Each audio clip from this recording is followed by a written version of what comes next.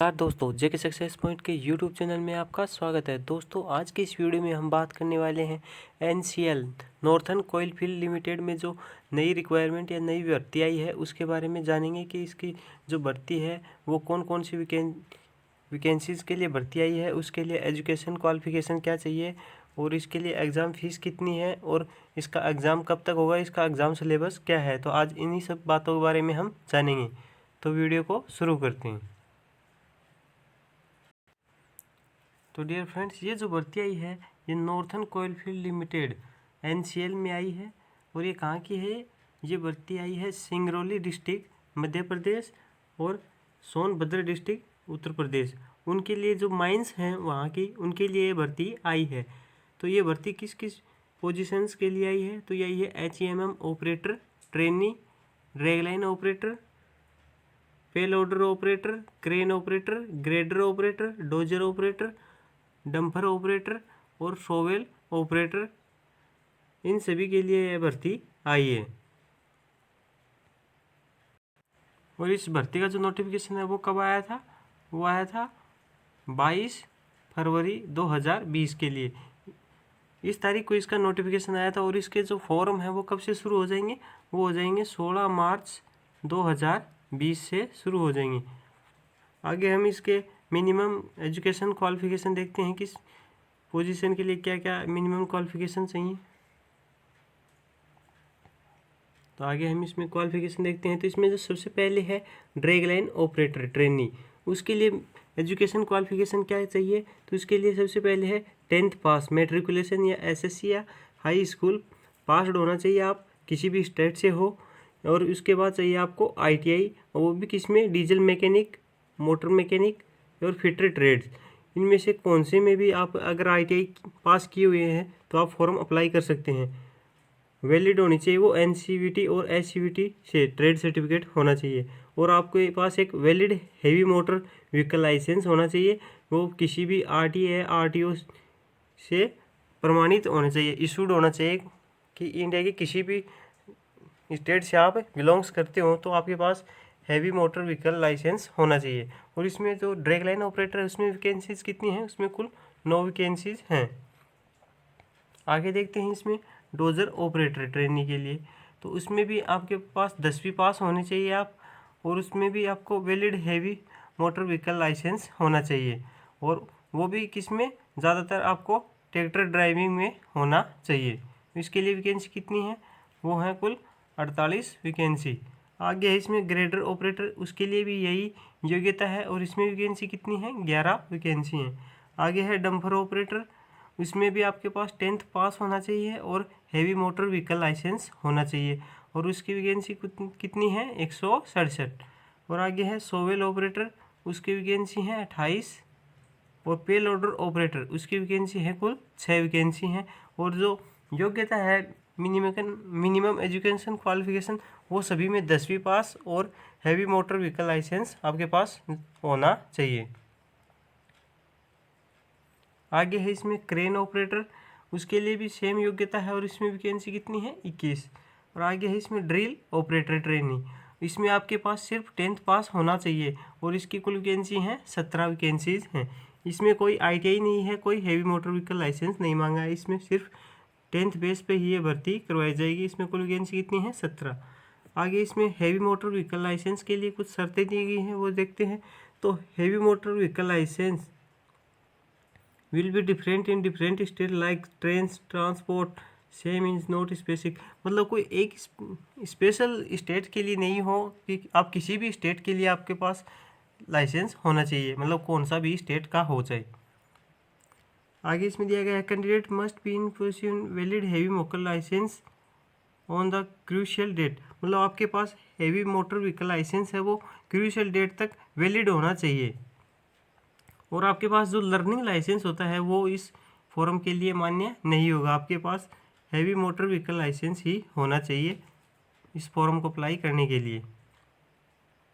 आगे दिया गया है इसमें अगर आपका जो हैवी मोटर व्हीकल लाइसेंस है वो आपने रिन्यू नहीं करवाया है तो आप फॉर्म अप्लाई कर सकते हैं, और आप जब डॉक्यूमेंट वेरिफिकेशन के लिए जाएं उस समय आपका जो लाइसेंस है वो रिन्यू हुआ होना चाहिए। आगे इसमें वैकेंसीज़ का टेबल दिया गया है कि किस के लिए कौन कौन सी वैकेंसी हैं। जैसे ड्रैग लाइन ऑपरेटर के लिए यूआर की 4 है, ईडब्ल्यूएस की 1 वैकेंसी नहीं है, एससी की भी नहीं है, एसटी की कुल 4 वैकेंसी हैं, ओबीसी नॉन क्रीमी लेयर की 1 वैकेंसी है। टोटल 9 वैकेंसीज है। तो यह वैकेंसीज टेबल आप देख लीजिए। इसमें टोटल वैकेंसीज कितनी आई हैं, वो हैं 307 वैकेंसीज हैं, जिसमें यूआर की 102 हैं, ईडब्ल्यूएस की 21, एससी की 34 और एसटी की 112 और ओबीसी नॉन क्रीमी लेयर की 38 वैकेंसीज है। आगे इसमें एक्स सर्विसमैन के लिए वैकेंसी दी गई है। आगे इसमें दिया गया है कि आपके पास जो भी एजुकेशन क्वालिफिकेशन है वो 30/3/2020 तक होनी चाहिए। और इसमें दिया गया है कि अगर आपके पास 10th में 55% हैं, जनरल के कैंडिडेट हैं, आपके पास 55% आए हैं आपके 10th में, तो ही आप फॉर्म अप्लाई कर सकते हैं। अगर ओबीसी नॉन क्रीमी लेयर का कैंडिडेट है, उसके 50% हैं 10th में, तो वो फॉर्म अप्लाई कर सकता है। और SC ST का 45% अगर किसी कैंडिडेट के हैं तो वही फॉर्म अप्लाई कर सकता है। इससे नीचे जिस भी कैंडिडेट्स के मार्क्स हैं 10th में, वो फॉर्म अप्लाई नहीं कर सकता। आगे इसमें पे स्केल दिया गया है कि किसके लिए कितने पेमेंट दिया गया है। तो ड्रैग लाइन ऑपरेटर के लिए इसमें कुल 3 इयर्स का ट्रेनिंग पीरियड चलेगा। तो इसमें जो फर्स्ट साल है उसके लिए 1034 रुपये आपको पर डे के मिलेंगे, और सेकंड वर्ष में आपको 1065 रुपये पर डे के मिलेंगे। तो इसमें अच्छी खासी पेमेंट है, आपको लगभग 33 से 34 हज़ार रुपये पेमेंट आपको इसमें मिल जाएगी। और इसमें ट्रेनिंग कितनी है, सिर्फ 3 वर्ष की ट्रेनिंग होगी, और ट्रेनिंग में भी अच्छे पैसे आपको मिल रहे हैं इसमें। इसी प्रकार सभी में दिया गया है। इसमें दिया गया है 1011 रुपये पर डे के मिलेंगे। डोजर ऑपरेटर में grader operator, dumper operator, shovel operator और पे लोडर ऑपरेटर और क्रेन ऑपरेटर, इनमें 1011 रुपये आपको पर डे के मिलेंगे। और जो ट्रेनिंग है वो भी 3 इयर्स की ही होगी। ड्रिल ऑपरेटर में भी आपको 1011 रुपये मिलेंगे, और ट्रेनिंग है 3 इयर्स की ही होगी। आगे हम बात करते हैं इसमें फीस पेमेंट की।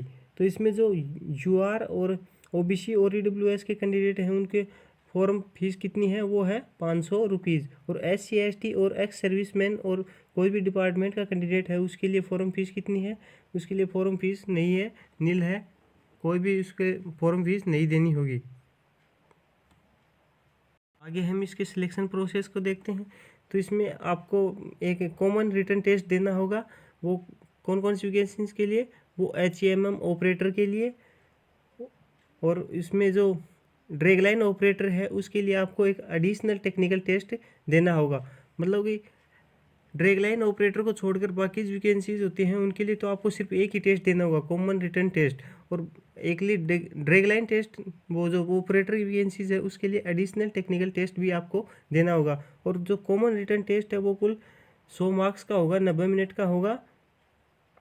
और जो एडिशनल टेक्निकल टेस्ट होगा वो कुल 50 मार्क्स का होगा, 60 मिनट्स का। और ये जो एडिशनल टेक्निकल टेस्ट है ये सिर्फ ड्रैग लाइन ऑपरेटर की जो भर्ती है उसी के लिए होगा।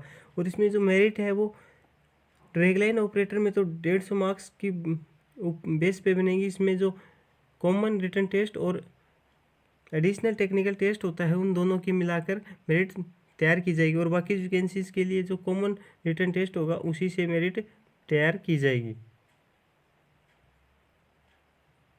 आगे इसमें देखते हैं कि रिटन टेस्ट वो किस प्रकार का होगा। तो written test will be comprise of objective type questions. Objective type का पेपर होगा इसमें 4 अल्टरनेटिव के साथ, और इसमें जो OMR बेस होगा ये पेपर,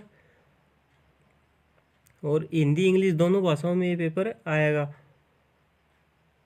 और इसमें किस किस टॉपिक्स के क्वेश्चन पूछे जाएंगे, तो the common written test will be comprise of questions related to aptitude. Math से क्वेश्चन हो जाएंगे इसमें, ट्रैफिक रूल्स से, रोड सेफ्टी से, फर्स्ट एड से, basic knowledge of maintenance of motor vehicles, general intelligence reasoning के क्वेश्चन होंगे, mental ability से क्वेश्चन होंगे।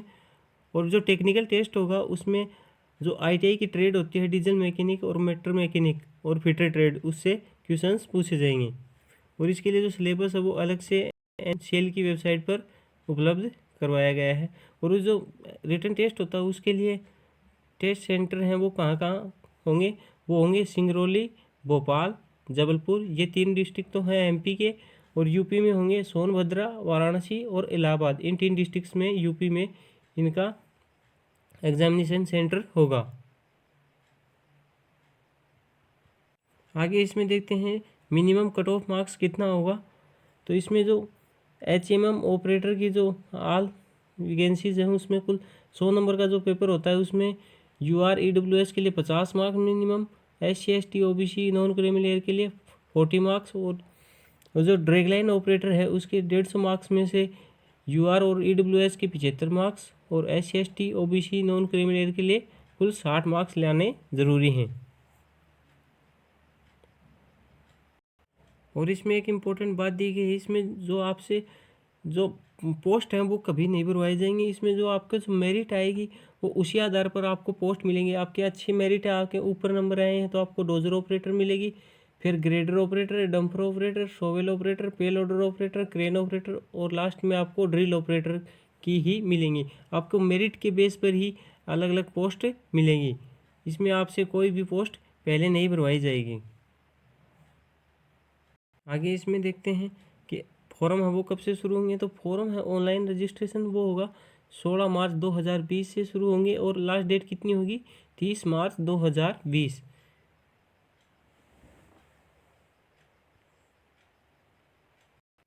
तो डियर फ्रेंड्स, ये थी NCL में जो नॉर्थन कोलफील्ड में जो भर्ती है उसके लिए ज़रूरी सूचना। अगर आपको हमारा वीडियो अच्छा लगे तो इसे प्लीज़ लाइक करें, कमेंट करें और फ्रेंड्स में शेयर ज़रूर करें। अगर आप हमारे चैनल पर पहली बार आए तो चैनल को सब्सक्राइब ज़रूर करें। धन्यवाद।